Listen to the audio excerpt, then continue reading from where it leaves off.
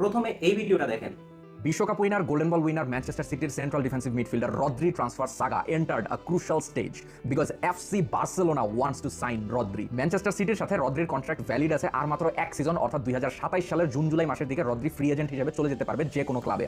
But এই জন্যই Manchester city রদ্রিকে এই সিজনে সেল করে দিতে চায় এবং রদ্রিও চায় রিয়াল মাদ্রিদে জয়েন দিতে। রদ্রি যে রিয়াল মাদ্রিদে জয়েন দিতে চাইতেছিল এটা কিন্তু আমরা অনেক দিন ধরেই দেখতেছিলাম। জি, আজকে কথা বলবো ম্যানচেস্টার সিটির রদ্রিকে নিয়ে। চিন্তা করেন ফ্লোরেন্টিনো পেরেস কি পরিমাণ পাগলামি শুরু করলে এত ডেঞ্জারাস মিডফিল্ডারদেরকে মাদ্রিদে সাইন আপ করানোর সিদ্ধান্ত নেয়। মাইকেল অলিসে, জোড বেলিংহাম এবং রদ্রি, এরা তিনজন যদি মিডফিল্ডারে দাঁড়ায় অপোনেন্ট টিমের কি অবস্থা হবে একটাবার চিন্তা করেন। জোড বেলিংহাম যে কিনা ইংল্যান্ডের স্টার বয়, মাইকেল অলিসে যার ভরসা ফ্রেঞ্চ টিমে কিলিয়ান এমবাপ্পের পরের অবস্থানে, এবং রদ্রি সে তো স্পেনকে বিশ্বকাপে জিতিয়েছে এবং গোল্ডেন বলও জিতেছে, তার কথা আলাদাভাবে কি আর বলবো। আমি যদি কোনোদিন দেখা ফেলতাম যে Michael Olise and Rodri goes to Real Madrid, here we go, আমি সরাসরি স্টপ করতাম, আমি উন্মাদ হয়ে যেতাম। তখন বাকি দলগুলো না খেললেও চলতো। তখন দেখা গেছে যত বড় বড় ট্রফি আছে সব আইসা মাদ্রিদের পকেটে ঢুকতো। ইভেন মাইকেল অলিসে আর এমবাপ্পের ফ্রেঞ্চ টিমে যে লিঙ্ক আপটা আমরা দেখছিলাম, এইটা যদি কোনোভাবে মাদ্রিদে হয়ে যেত, শেষ, একদম সব শেষ। এবং শুধু এতটুকুই না, তাদের মিডফিল্ডারের পাশাপাশি অ্যাটাকিং ফরমেশনে কে কে রয়েছে তা তো আপনারা সকলেই জানেন। ভিনিসিয়াস জুনিয়র যে কিনা ব্রাজিলের বর্তমান প্রিন্সেস, কিলিয়ান এমবাপ্পে যে কিনা ফ্রান্সের ডিক্টেটর, এবং রদ্রিগো, তার কথা তো আলাদাভাবে আর না বলি।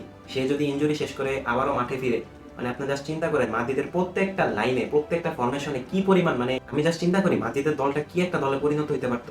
জাস্ট অলিসে আর রদ্রি, জাস্ট এই দুজন আসলে তাদের পুরা লাইন আপের গেম চেঞ্জ হয়ে যেত। আসলে টাকা থাকলে যা হয় আর কি, মানে তোরা সব নিয়ে যাইতেছস, কেউ ভাত পায় না, আর তোরা হচ্ছে ভাত, মাছ, মুরগি, ডাল সব একসাথে মাখাইয়া খাওয়া শুরু করছস। রিয়াল মাদ্রিদ লাস্ট 2 সিজনে কিন্তু এই সেন্ট্রাল ডিফেন্সিভ মিডফিল্ড পজিশনটাতেই সবচেয়ে বেশি ভুক্তভোগী হয়েছে। সো এমন একটা জায়গায় ওয়ার্ল্ডের বেস্ট সেন্ট্রাল ডিফেন্সিভ মিডফিল্ডার যদি আপনি এখন নিয়ে আসতে পারেন, তাও not a big price, like আপনার 60-70 মিলিয়নের মতোই হবে। সো এমন একটা প্রাইসে যদি আপনি রদ্রির মতো একজনরে আপনার মিডফিল্ডে নিয়ে আসতে পারেন, তাহলে আর কি লাগে?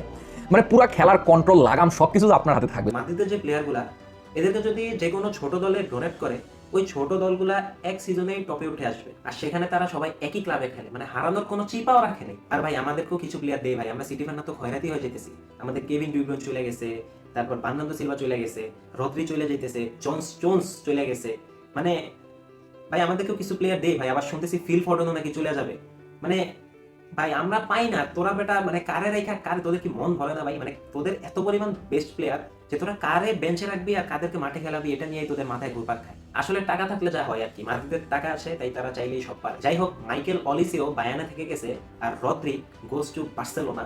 যেটা চিন্তা এতদিন ছিলাম সেটা থেকে অন্তত আমি মুক্তি পেয়েছি। আর হ্যাঁ, বার্সার দিকে আমার একটু তো সাপোর্ট থাকবে, কারণ এখানে হচ্ছে the god number 10 Lionel Messi and Neymar junior খেলেছে এবং এই ক্লাবের সাথে তাদের অসংখ্য স্মৃতি জড়িয়ে আছে। আপনারা যারা জাতীয় দলে ব্রাজিলের পাশাপাশি CR7 এবং ফ্রেঞ্চ টিমের কিলিয়ান এমবাপ্পের ফ্যান হইতে পারেন, তো ক্লাবে এটা আমার জন্য আহামরি কিছু না। আর বার্সা যদি কোনোভাবে রদ্রি আর জুলিয়ান আলভারেজকে দলে সাইন করাইতে পারে, তাহলে এই সিজনে মাদ্রিদের খবর আছে, একদম খবর আছে। আর আমার কেন জানি মনে হইতেছে Rodri can't go anywhere, he has to stay at City this season. Manchester City আর just having fun with Barca and Madrid. আর এই সিজনের প্লেয়ারগুলো যেভাবে ট্রান্সফার হইতেছে, বিষয়টা আমার কাছে অনেক বেশি ইন্টারেস্টিং লাগতেছে।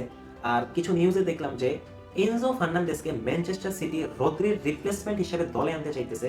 এবং কথাটা কতটুকু সত্য বা নিউজটা কতটুকু সত্য এটা আরো কয়েকদিন গেলে বোঝা যাবে, তবে আমি এখনো শিওর না। তবে যতটুকু দেখলাম যে রদ্রি যেহেতু চলে যাবে, সো রদ্রির রিপ্লেসমেন্ট হিসেবে এনজো ফার্নান্দেসকে দলে আনতে আগ্রহী ম্যানচেস্টার সিটি।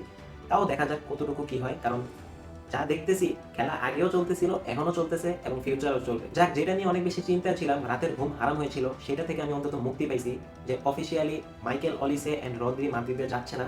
তাও বাকিটা সামনে দেখা যাক কিসে কি হয়, অনেক আপডেট আমরা পাবো আশা করি। আর ভিডিওটা এই পর্যন্তই, দেখা হবে আবার আগামী ভিডিওতে। আল্লাহ হাফেজ।